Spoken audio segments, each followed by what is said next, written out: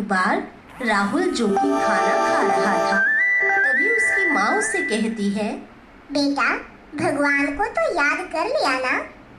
राहुल जो कि बहुत दिनों से ये बातें सुनता आ रहा था, अपनी माँ से पूछता है, माँ, आखिर ये भगवान कौन है?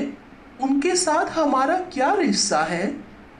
माँ ने बच्चे के मासूमियत भरे सवाल को समझा और उसे बड़े प्यार से जवाब देती हुई कहती है, भगवान भगवान मनुष्य का सबसे अच्छा दोस्त है, जो सुख और दुख में साथ देता है।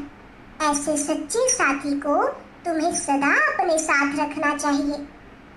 तो क्या भगवान मेरा भी दोस्त बन सकता है? हाँ हाँ, क्यों नहीं। अगर तुम उसे सच्चे दिल से याद करोगे, उसके साथ खेलोगे, खाना खाओगे, तो वह तुम्हारा भी दोस्त बन जाएगा। यह बात राहुल के दिल को छू गई। अब तो राहुल दिन रात भगवान को अपने साथ महसूस करने लगा। अपने मन की हर बात भगवान से ही शेयर करता।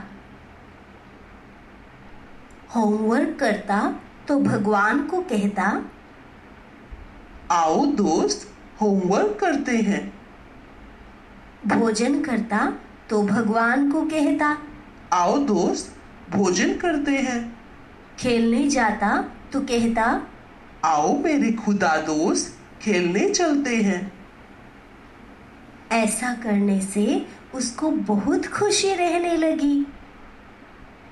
एक दिन शाम को पार्क में जब राहुल भगवान के साथ बातों में लगा हुआ था, एक पंडित जी उसे देखते हैं और सोचते हैं, ये बच्चा ऐसे एकांत में किससे बातें कर रहा है?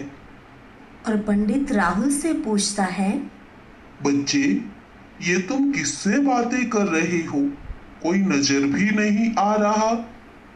बच्चे ने जवाब दिया,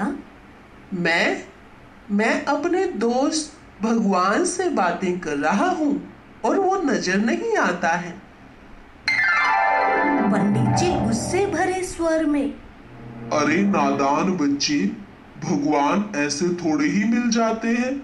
उसके लिए तो ना जाने कितनी तपस्या, कितने मंत्र जाप करने पड़ते हैं। बच्चा निराश मन से कहता है, अच्छा, तो मुझे अब क्या करना होगा? तुम्हें मंत्र जाप करना चाहिए। मंत्र? मंत्र कौन सा? और पंडित जी राहुल को संस्कृत में एक बड़ा सा मंत्र देकर चला गया।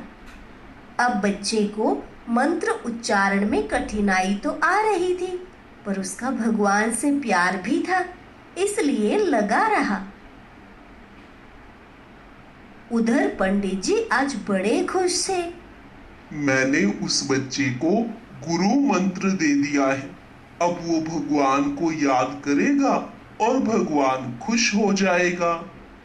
और अगले दिन सुबह जैसे ही पंडित जी मंदिर गए, मूर्ति के सामने बैठ पूजा पाठ करते वही बातें मन में घूम रही थी। तभी अचानक भगवान का साक्षात्कार हुआ और पंडित जी को लगा, शायद मेरे उस पुण्य कर्म का फल भगवान ने मुझे दिया है, तभी भगवान मुझसे खुश हुए हैं और मुझे दर्शन दिए। भगवान, मुझे पता था आप मेरे इस कार्य से जरूर प्रसन्न होंगे। आज मैंने आपके एक भटके हुए भक्त को आपसे मिला दिया।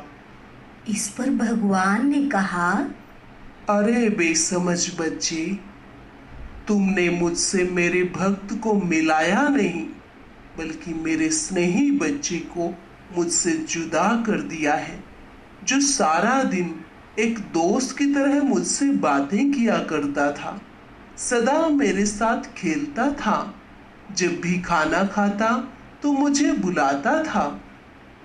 अब वो बस एक मंत्र में उलझ कर रह गया है, सारा दिन एक ही बात रटता रहता है, और अब तो पहले की तरह उसके चेहरे पर वो खुशी भी नहीं रही।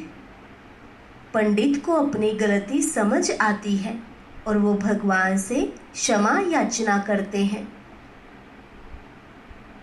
हाय दोस्तों, आपको कहानी कैसी लगी?